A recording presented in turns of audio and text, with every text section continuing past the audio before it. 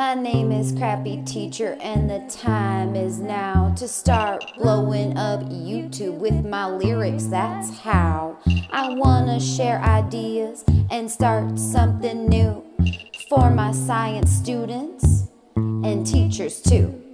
Coming at you weekly from Noblesville, IN, with jokes, tips, reflections. Let's get this vlog rolling. Crappy Teacher Vlog. Crappy Teacher Vlog. Crappy Teacher Vlog. Crappy Teacher starts now. Hey guys, Crappy Teacher here. It's so good to see you again on week 3 of my vlog. And this week, I wanted to focus on something that we ask of our students every single day. Sometimes they're called 21st century skills or soft skills, but I want to talk about the 4 C's. So you may know of the 4 C's. They are critical thinking, creativity, communication, and what we're going to focus on today, collaboration. And I just wanted to take a minute to talk about how important collaborating well is. So not only do students collaborate daily when they're trying to solve problems, scientists collaborate in the same way. And I try to emphasize that collaborative piece with my students in class. So just as important as it is for students to work together and figure out the right way to work together, it's also as important for your teachers. So I wanted to share just a little bit today about how the science teachers are collaborating in 7th grade. And that's one of the reasons I love teaching is I love the people I work with. The people I work with closely in 7th grade science, we collaborate constantly. Without that collaboration, you would kind of feel like you're isolated, right? That you aren't supported in your ideas or what you're trying to achieve.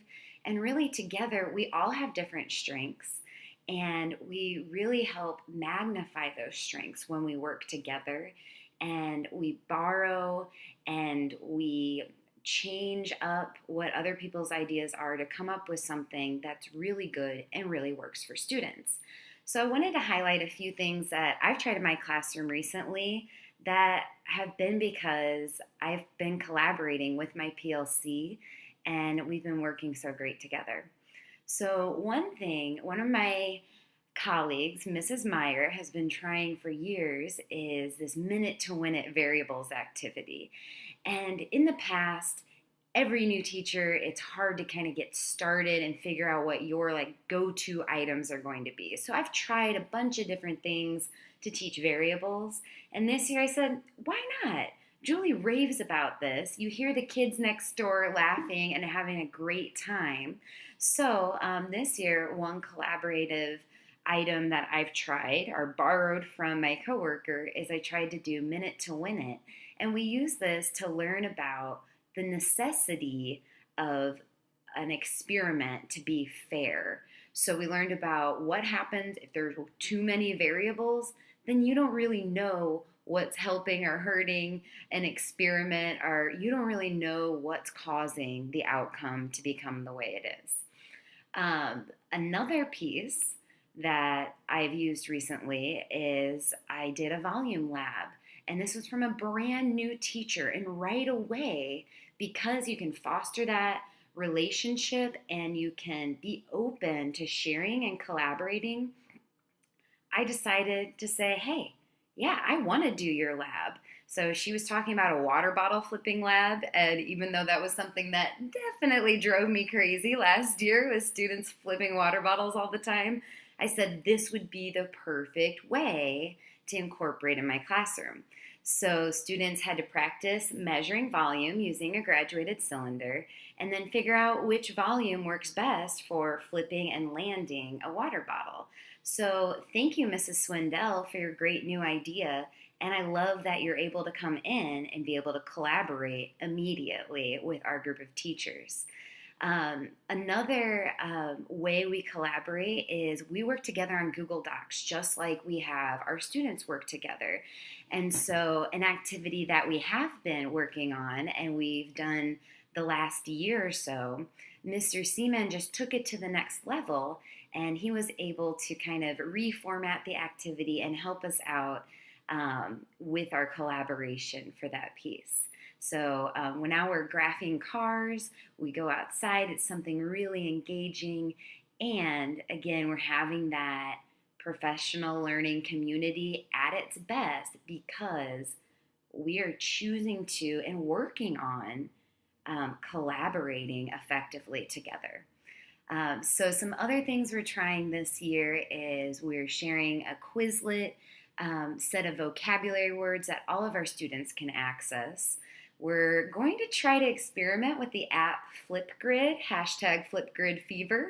So we'll see where that goes in our PLC. And we've also been working on making different content checks and little quizzes.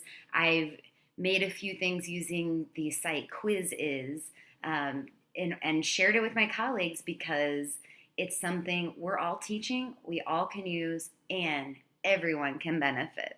So in a nutshell, those are just my reflections, very brief, on how awesome collaborating really can be when you foster those relationships, you share openly, you're not afraid of critique, and you just welcome new opportunities. So thank you to my colleagues in 7th grade science. And before I sign off today, I want to give a student shout out to Lynn P. in my 2nd period science class. Lynn has done such a great job starting off this school year, and I have a feeling she's one of my biggest YouTube fans. So thank you, Lynn. And everybody, I hope you have a great week. I'm looking forward to the solar eclipse tomorrow. Bye. Did you know?